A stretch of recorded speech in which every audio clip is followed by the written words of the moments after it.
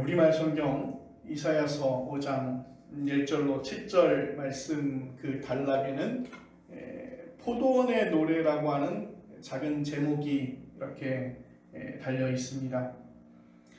포도원이라고 하는 은유적인 기법을 사용해서 어떤 사람이 부른 신앙 노래라고 하는 뜻이죠. 오늘 본문에서 포도원을 노래한 이 사람의 그 마음과 심정이 어떤지를 안다면 우리는 고대 유대인의 신앙을 잘 엿볼 수 있지 않을까 생각이 되어집니다. 더 나아가서 이를 통해서 지금 이 시대를 우리 그리스도인이 어떤 태도로 살아야 하는지, 삶의 방향 또 믿음의 방향, 이 모든 것들을 정할 수 있지 않을까 생각이 되어집니다. 이 노래를 하고 있는 이 사람은 사랑하는 자를 위하여 노래를 하겠다, 그렇게 말씀하고 있습니다. 일종의 사랑의 연가, 사랑하는 사람을 향해서 돌려지는 연가입니다. 그가 사랑하는 자에게 포도원이 있다고 말하고 있습니다. 그리고 그 포도원은 기름진 산에 있다고 말하고 있습니다. 산에 있는 이유를 살펴보니까 남쪽으로 경사진 땅이 태양의 빛을 많이 받기 때문이라고 하죠. 사랑하는 사람의 포도원에 그 포도를 정성을 다해서 가꾸었습니다. 때에 따라서 울타리도 쳐주고 때에 따라서 땅을 복돋아 주기도 하고, 그리고 여러모로 정성을 다했습니다. 돌을 골라내고 또 거름도 이렇게 주었습니다. 그리고 그는 마음속에 그렇게 생각했습니다.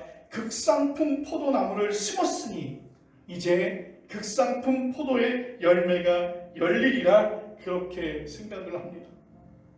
짐승들을 막아내려고 망대도 세우고 포도주를 생산하려고 술틀도 만들었습니다.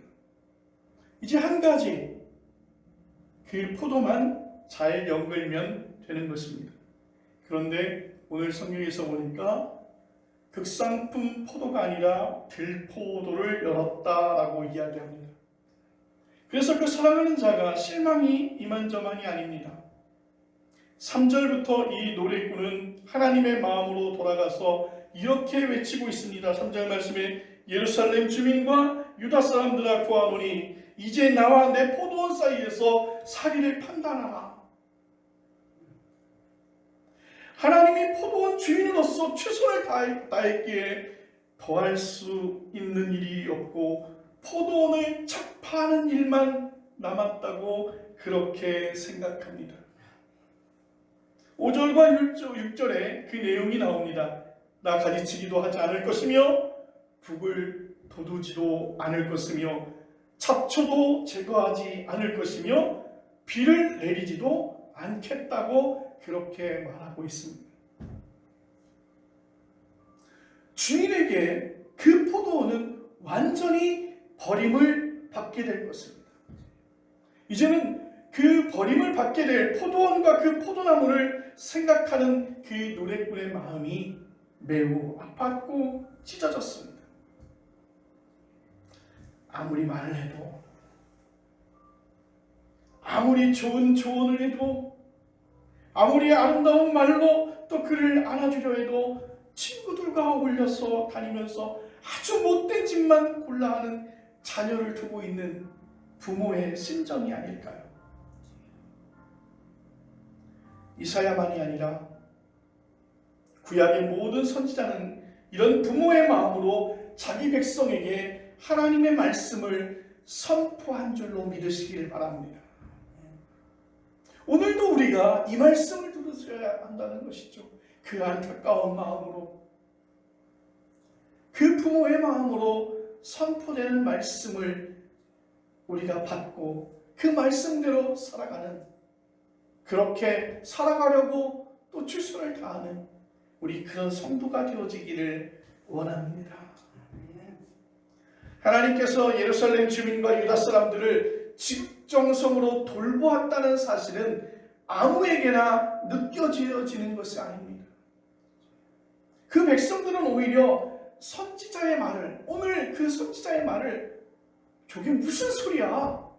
저게 무슨 소리야? 우리는 평안한데, 우리는 아주 기쁨으로 가득 차 있는데 무슨 자다가 봉창 두드리는 소리야?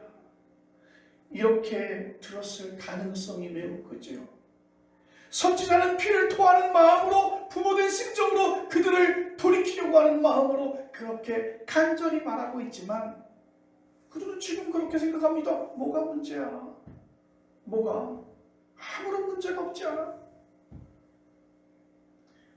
성서학자들의 설명에 따르면 이 노래는 포도를 수확하거나 가을 농사가 끝난 그 이후에 열린 축제에서 불렸다고 합니다. 여러분 생각해 보세요. 한 해 농사 열심히 짓고요, 정말 피땀 흘려서 짓고 가을 거지의 추수에, 이 거두는 그 축제 자리에 이런 이야기를 한다면 분위기를 다 깨버리는 것 아니겠습니까?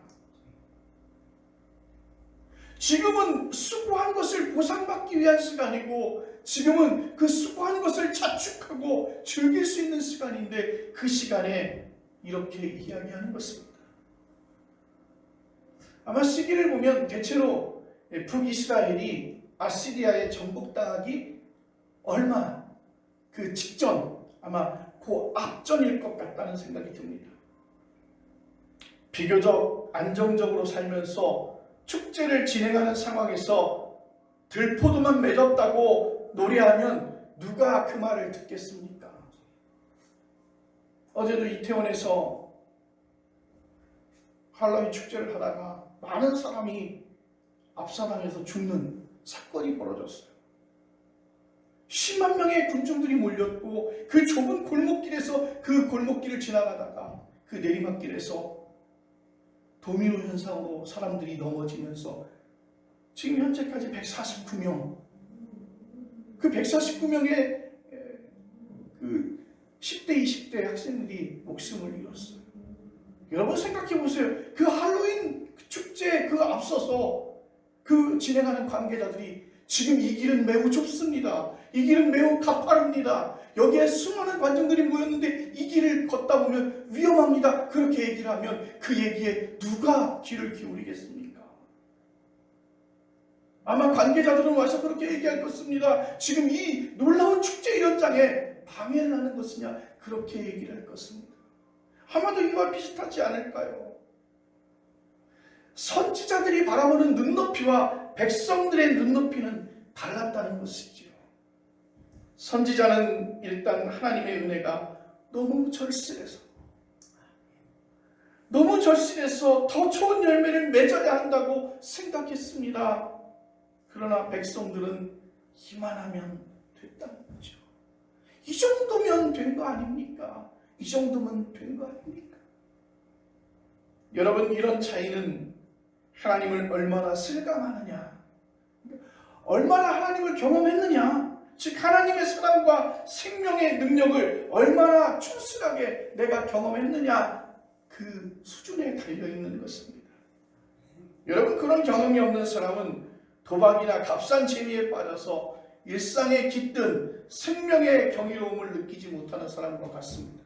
마치 어제 그 할로윈 그 현장에서 예전에 그러한 사건들을 직접 눈으로 목도했던 사람들은 아마도 그 작은 목소리에 귀를 기울였을 것입니다. 여러분 생각해 보십시오.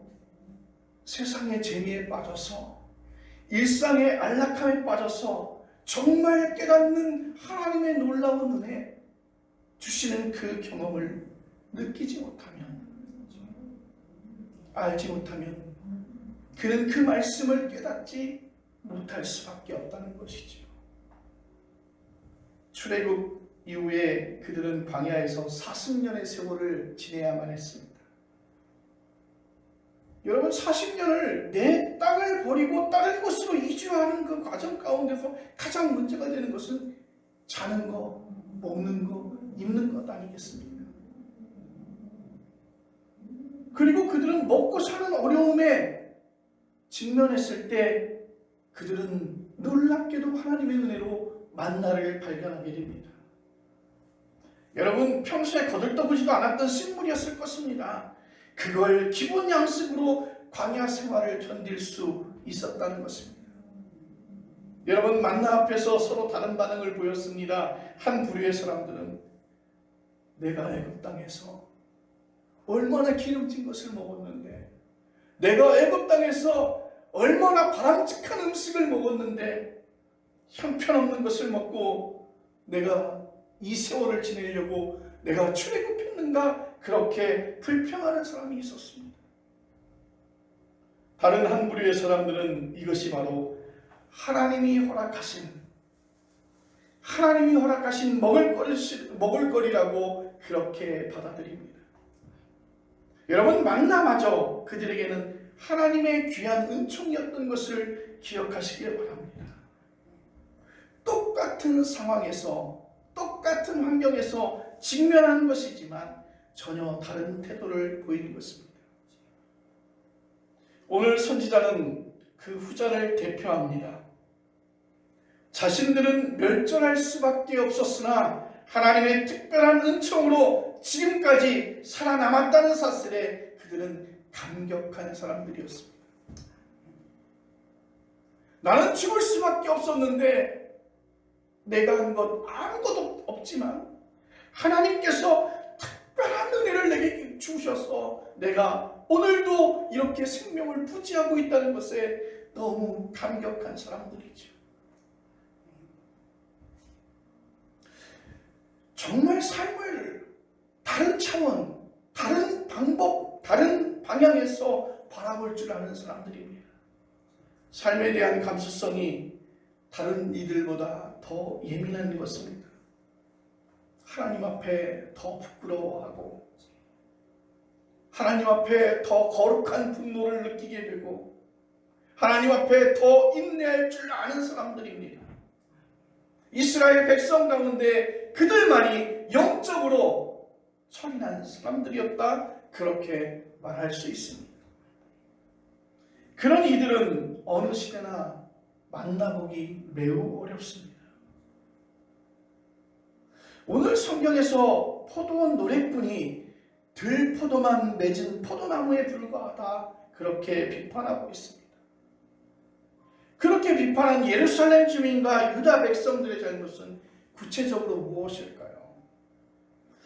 성경에서 살펴보면 이 들포도라고 하는 이 말씀의 번역이 약간 좀 다른 것 같아요. 품종이 다른 포도.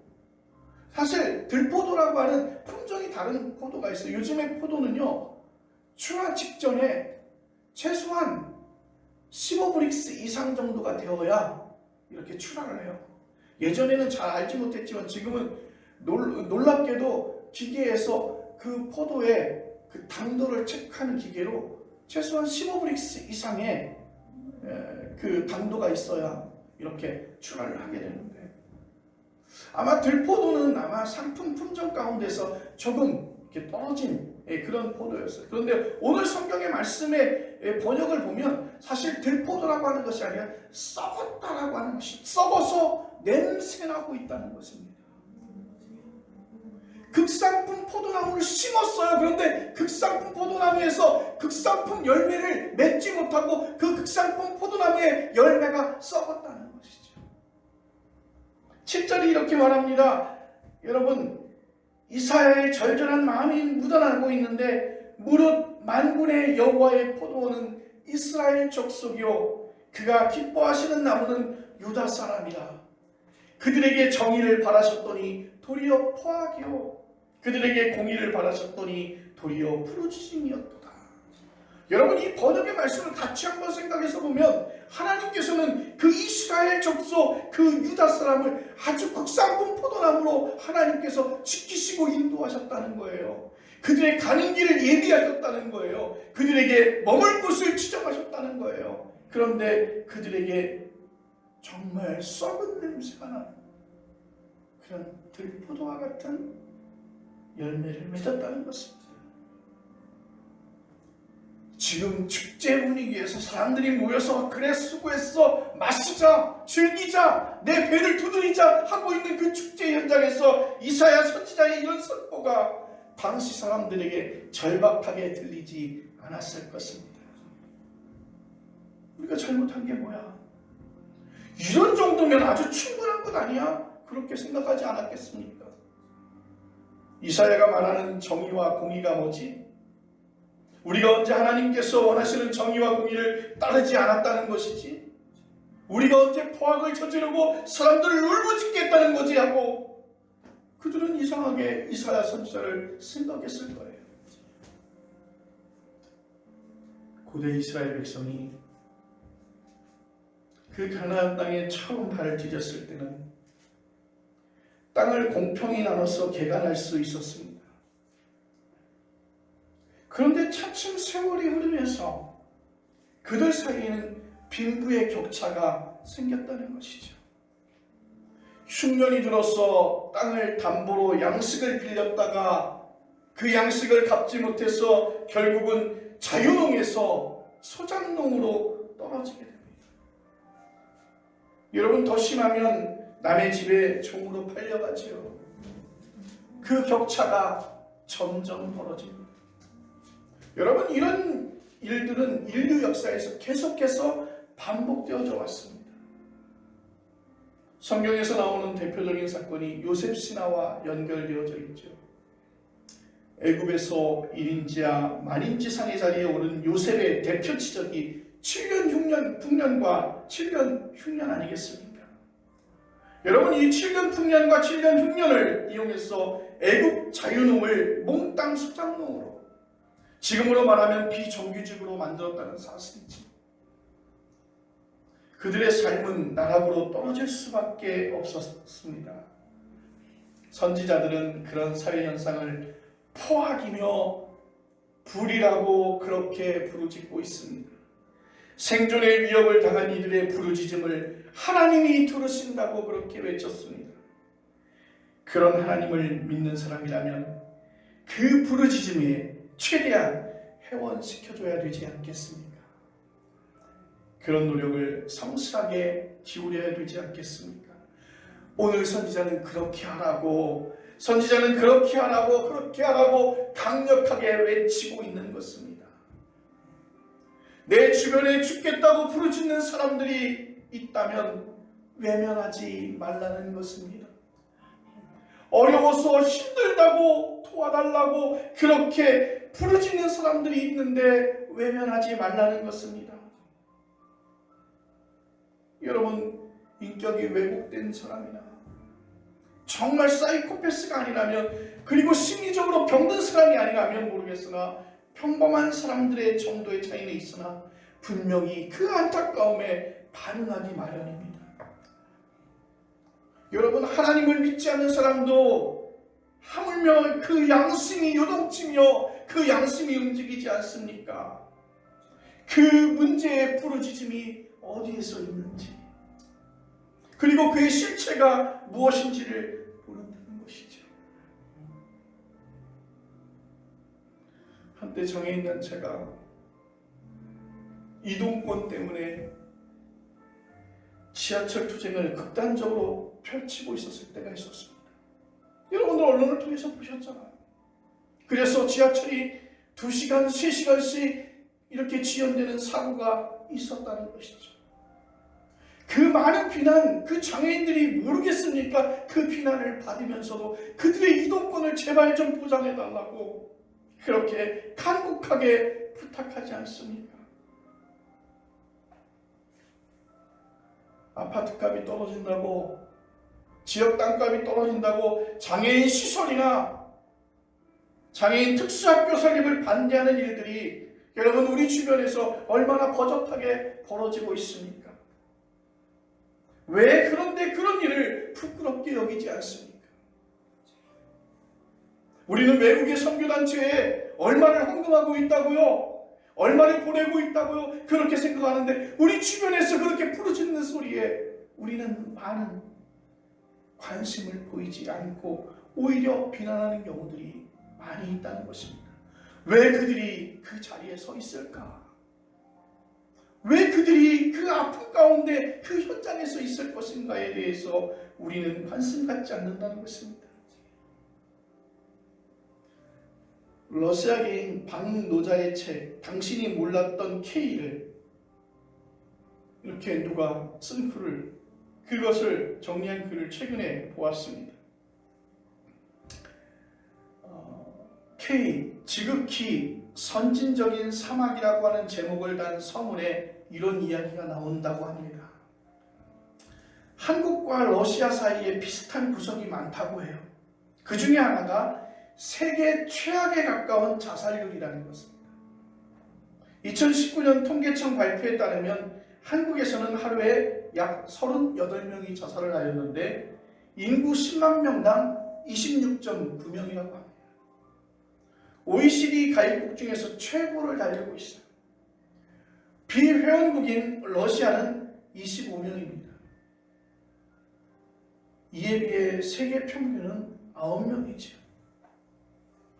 노인 극빈자층도 많고 노인 자살률도 높습니다. 여러분, 가난해서 자살한다고요? 가난해서 먹고 살기 힘들어서 자살한다는 거 아닙니다. 가난해도 존중받는다면 자살까지 가지 않습니다.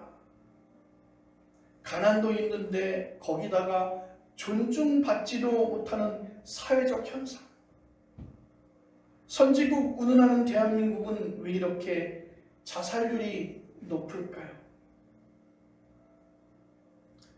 공의를 바라셨으나 도리어 죽겠다는 그 부르짖는 사람들이 늘어났다는 이사야의 외침이 오늘 우리를 향하고 있지는 않을까요? 여러분, 오늘 본문에 이어지는 구절에는 화가 있으리라 라고 하는 형식의 문장이 6개나 나옵니다. 건너뛰어서 10장 2절에 한 번 더 나오죠. 합해서 7번에 걸쳐서 화가 임할 것이다 라고 하는 경고의 말씀이 나옵니다. 11절은 이렇습니다. 아침에 일찍이 일어나 독주를 마시며 밤이 깊도록 포도주에 취한 자들은 화 있을진저.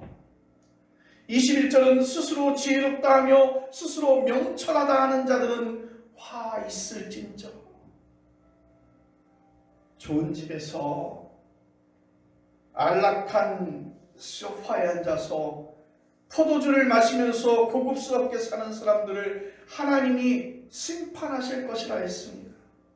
학력과 신분이 높다고 자랑하는 사람들을 하나님이 심판하신다는 거예요. 이게 맞는 말인가요? 여러분, 소파에서 앉아서 넓은 소파에 앉아서 포도주를 마시고 고급스러운 그러한 인테리어 속에서 안락한 생활하는 게 우리의 꿈 아니겠습니까? 높은 학력과 높은 신분을 갖는 것, 여러분, 우리의 꿈 아니겠습니까? 그런데 하나님께서는 그렇게 말합니다. 우리가 원하는 삶을 하나님이 심판하신다. 그럼 어떻게 살아야 되나요? 쥐질이 궁상으로 가난한 삶을 살아야 되나요? 예수님은 마태복음 5장에서 마카리오의 복이 임하기를 8번 말씀하셨어요.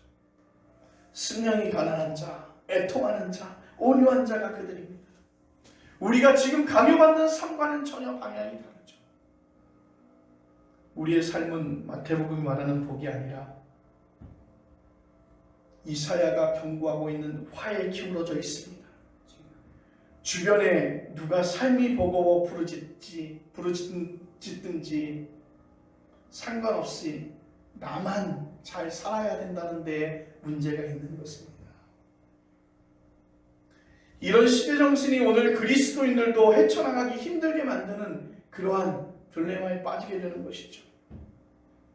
이사야 선지자가 정의와 공의를 그렇게 강조한 이유는 인간의 삶을 공동체적인 차원에서 보기 때문이라는 것입니다. 나 혼자만이 아니라 우리와 함께라고 하는 의미에서 본다는 것이죠. 공동체가 무너지면 개인도 무너집니다. 여러분, 그 개인 하나하나가 무너지게 되면 그 사회가 무너져요. 개인과 사회가 밀접하게 연결되어 있습니다.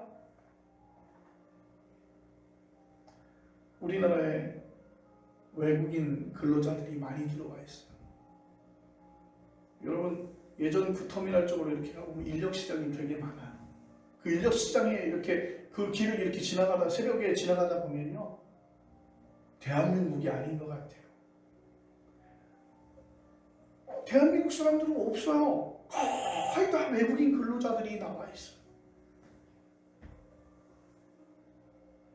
깜짝 놀라죠. 평상시에는 그들이 그렇게 있는지 없는지도 잘 모르고 별 관심 없습니다. 그들이 자신의 삶에 아무런 영향을 끼치지 않는다고 생각하기 때문이죠. 그런데 여러분, 직간접적으로 연결되어져 있습니다. 반지하에 월세 30만 원에 살고 있는 사람이 저 서초구에 30억짜리, 50억짜리 아파트에 사는 사람과도 연결되어지죠. 그걸 느끼는 사람도 있고 무감각하는 사람도 있을 뿐이죠. 그 월세 30만 원 내고 있는 그 집에 여시가와 서초구에 살고 있는 50억짜리 그 주택에 살고 있는 그 남자아이와 연애할 수도 있잖아요. 결혼을 앞두고 연애할 수도 있는 거예요. 아무 상관없다고 했는데, 존중받지 못하던 그러한 세대를 넘어서 오히려 뒤바뀌는 일들이 생길 수도 있는 것입니다. 지금 당장 우리 눈에 보이지 않지만, 지금 당장 우리 앞에 환경이 변하지 않지만, 우리의 다음 세대들이 살아가고 있는 환경과 그러한 역할 속에서 선지자의 외침을 우리는 관심 있게 들어야 될 줄로 믿습니다.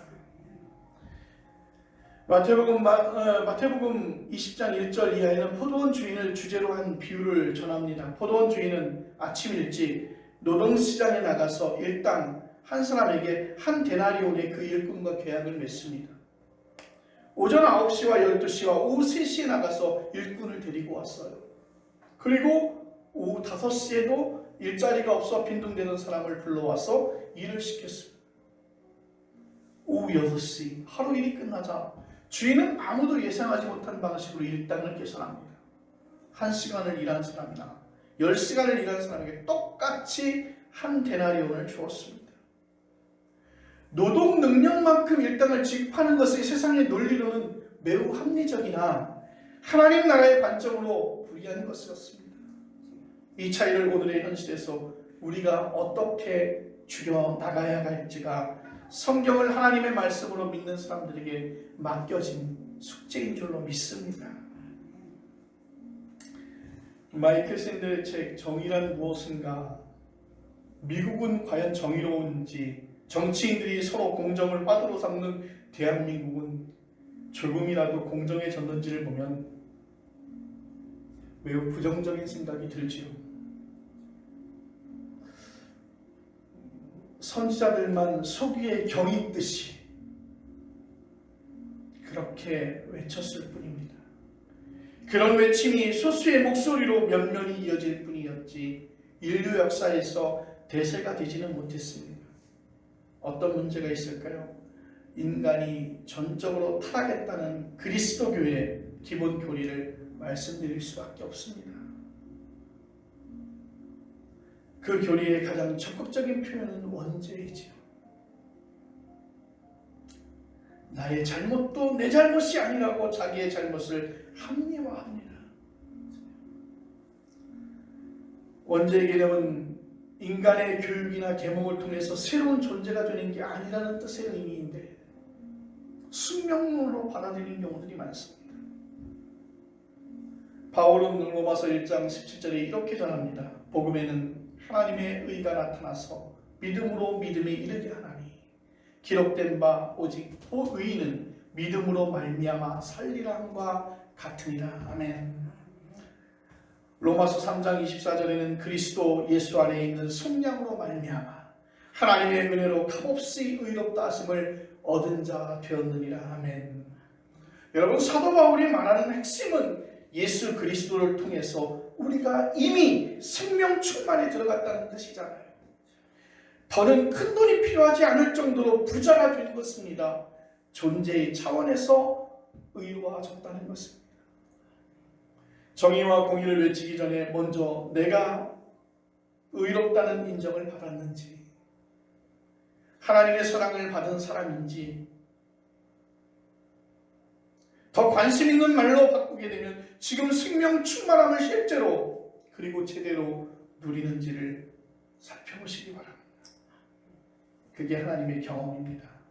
그게 분명하다면 오늘 내 포도원 노래꾼처럼 영혼의 깊이에서 하나님의 사랑과 그의 정의와 공의를 노래하게 될 것입니다.